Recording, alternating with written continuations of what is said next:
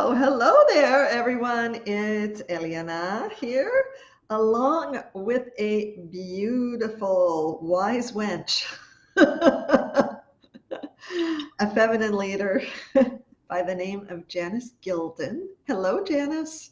Hi. And I wanted to pop on the phone or on Zoom for a few minutes with Janis because we're getting ready to go on the next Voice Your Feminine Power Women's Leadership Retreat to Israel in May, along with the certification afterwards. And I wanted to speak to Janice because she was on the last retreat, and I thought it could be really, really cool to see like a before and after. I have no idea what she's going to say, but she agreed. So let's let her rip. Janice, you know what I would love to ask you? So what was going on before in your life that, where was your tipping point or what change were you passing through or meeting there that the retreat to Israel was an answer to you? That's the first question.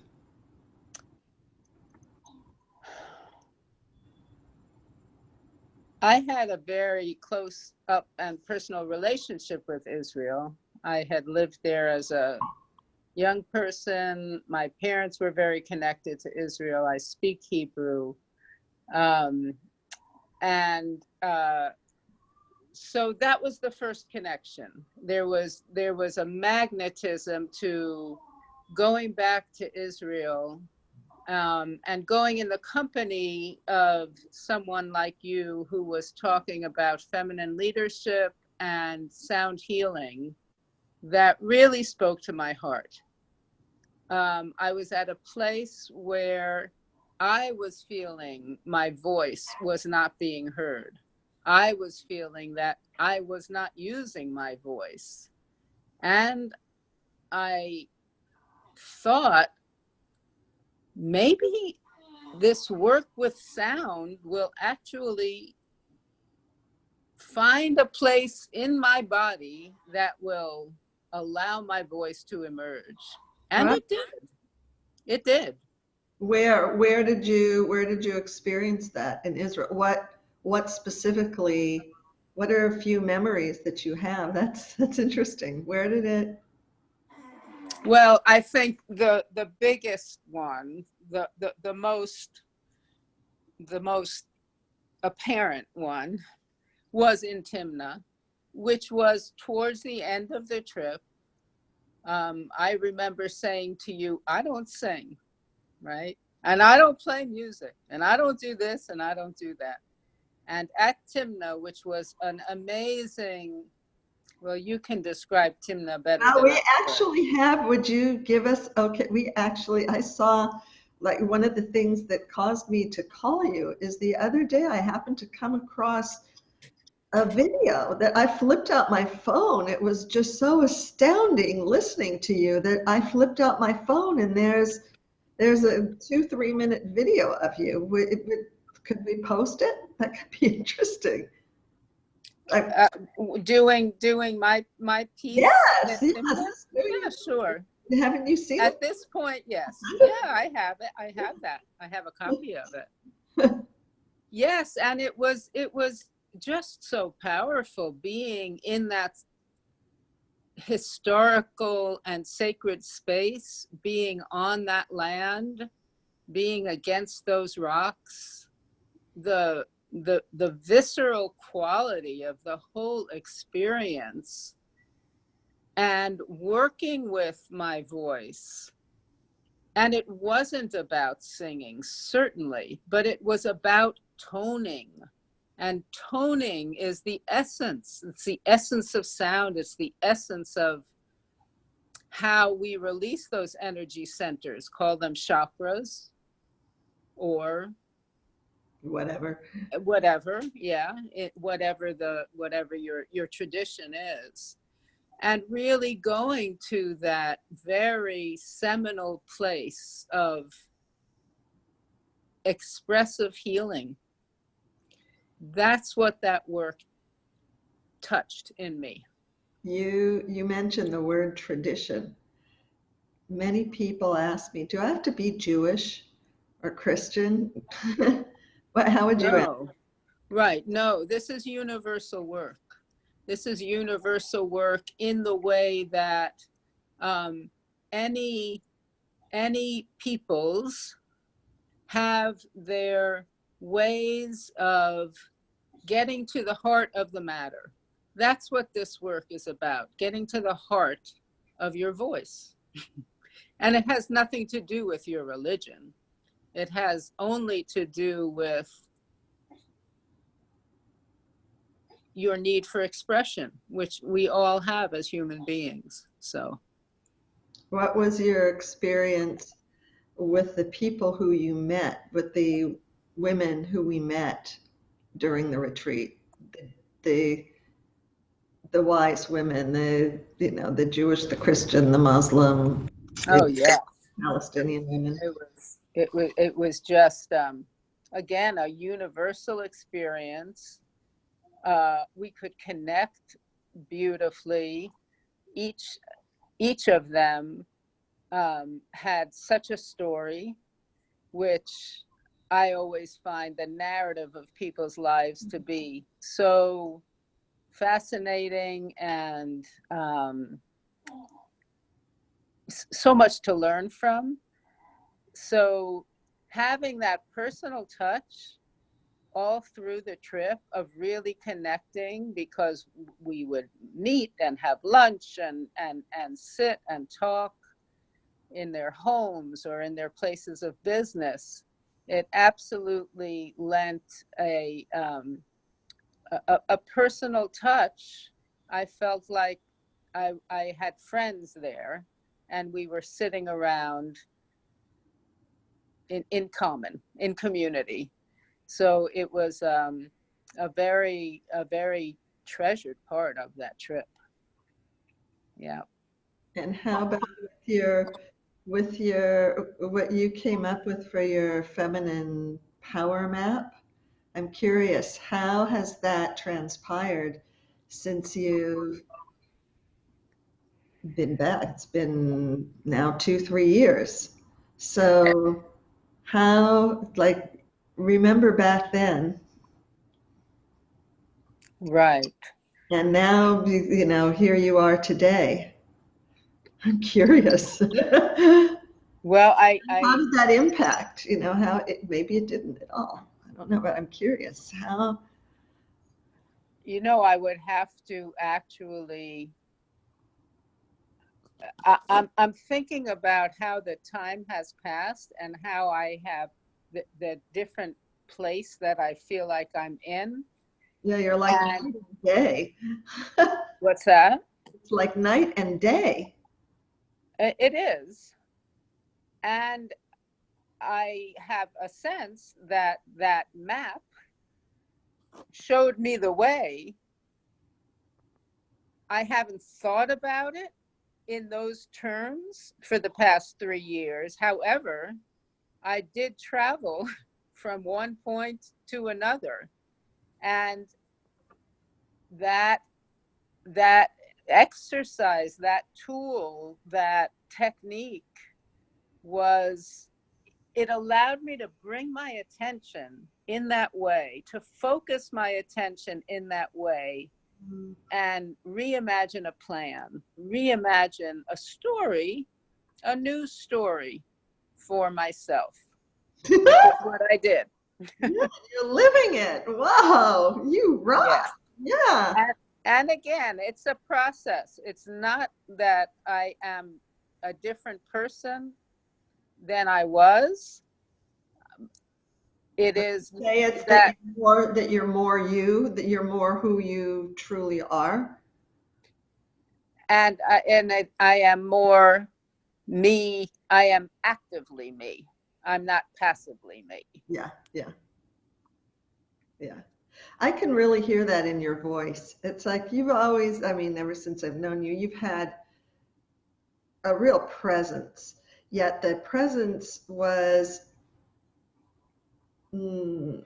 like more held back, or an inward presence, And now when you speak, your presence is so there. There's still the inward focus because that's you. Yet, yeah,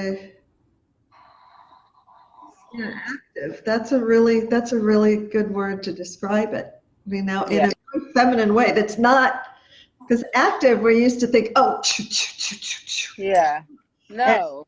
and that's what I'm hearing you're saying with regards to that map too, because we tend to think, oh, a map, you go from point A to point B. You know, you go in Right. this station and that station.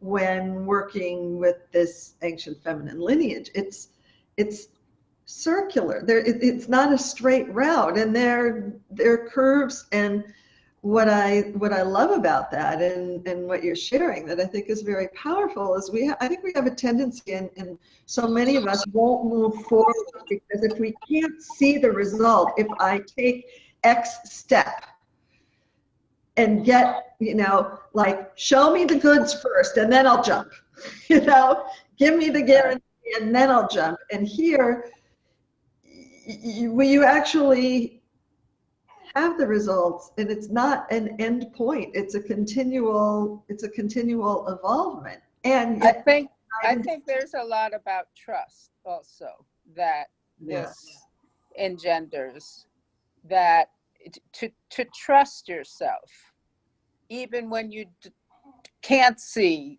the goods, but to listen, to make a decision or to make a choice or to take a step and trust. And then time will show you. And if it was, if you see change happening, then you continue. If you don't see change happening, then you look again and you ask yourself again, okay, really, what do I need to listen to now? What is speaking to me most strongly? Not from outside, but from within.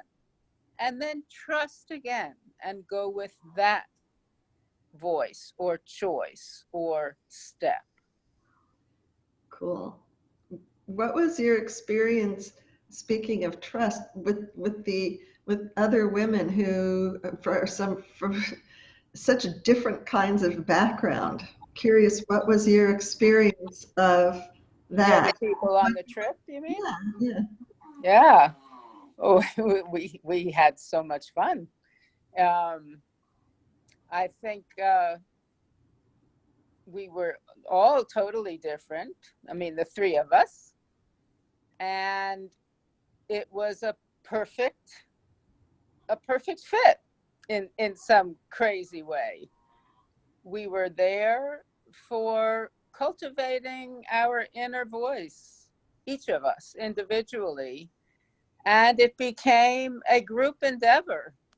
Yeah, I want to thank you. I really feel such gratitude to each of you, because that retreat, I mean, well, for 25 years, people have come to Israel, like leading that wasn't new, but it was very new to very consciously and without hiding it behind some tour or trip or other thing, peace something. Oh, right. The retreat business, like peace. We had sacred peace tours. I had a business for years, which was the predecessor to this, but now it's, not hiding any of, what this is. And the collaboration, I believe it was the trust of each of you that came, that harmony. And like you say, the leadership is a group where no one person, really created as we went along. And yet there was that container and there was the structure of the retreat, but the actual content was developed by the power of the women in it. And Yeah. wherever that ancient power that is coming back now it got expressed through the entire group. And I want to thank you because I can see now the women who are coming in for this next journey. It's like that set this, not set the stage. Something got rooted. Mm-hmm. Yeah, we made it happen. We trusted. Yeah. We each came to it individually because it spoke to us in some way, and then we followed through. We made the trip to Israel. We walked those stones, we met those people. We spoke with those women, and we shared those experiences. And I hope that the next group has that opportunity, and I'm sure you all will. Yeah. What would you say to a woman who is another thing that people ask about? Is it safe in Israel? Or Oh, dealing, yeah. or they're dealing with people who go, you can't go there. You know, Yeah, what would you it's say to it's that? a common and fair question, and I How did you, it's always. what did you experience there? Did you feel safe? Did you feel unsafe? Did you feel? Yes, I felt safe. And again, I had lived in Israel during war, so I understood intrinsically. I had been there even when it wasn't safe, and I felt safe. So that was my experience. I think you really have to trust that the decision you make to go, if that's the decision that one reaches, it's the right decision, and that you will be provided for in the way that the forces of the universe provide. And you have to be smart too. Anytime you're traveling, you have to be smart. You have to be aware. You have to have your eyes open, and you have to breathe through your front and through your back as well. So Yeah, and we take such care for that as well. And yeah, really, when you go out of your front door, you need to do that too. absolutely, Yeah. absolutely. And it's always different being in the country than being here and hearing the news. It's a very different perspective and experience. So that's all. Trust that it's the right decision, and don't feel afraid. I appreciate your saying that because one of the main reasons why I lead this retreat in Israel, aside from that the historical perspective is there, that's where these structures, like you say, in Timna and the other sacred sites, there are so many of them, and we will be working in them that you you move into another, it's not another reality, into an expanded reality, but also for very, very conscious women to actually move past whatever the fears and the doubts are to actually go to Israel. That is part of the process as well, because when you get there, the reality of what you experience is so very different than what gets communicated in commercial media. And I don't know who's exactly watching this, but you may or may not know that I am a former CBS broadcaster. And the reason that Voices of Eden exists is in response to having left commercial broadcasting. When I worked for commercial broadcasting, I prayed to use my voice for a higher purpose, and Voices of Eden did. When I moved from France to Israel, I worked for CBS in France, and I did not continue in Israel. I figured, one needs another voice selling fear. And it's really important that we share what is good. So that's the opportunity here as well. If you're interested in living in a space where you can be who you truly are, no matter what anybody else has to say or what else is going on around you. So that issue of trust. I'm glad you brought that up. Thank you. Well, thank you. Thank you. And, Thank you so much, Janice. And I wish you continued goodness on your way and unfolding. It sounds like you are just putting one foot in front of the next and trusting and continuing on your journey. I'm so excited for you. So many people thank you. to benefit from you. And thank you for being you. We benefit from each other for sure. Yeah. Thank you. Bye.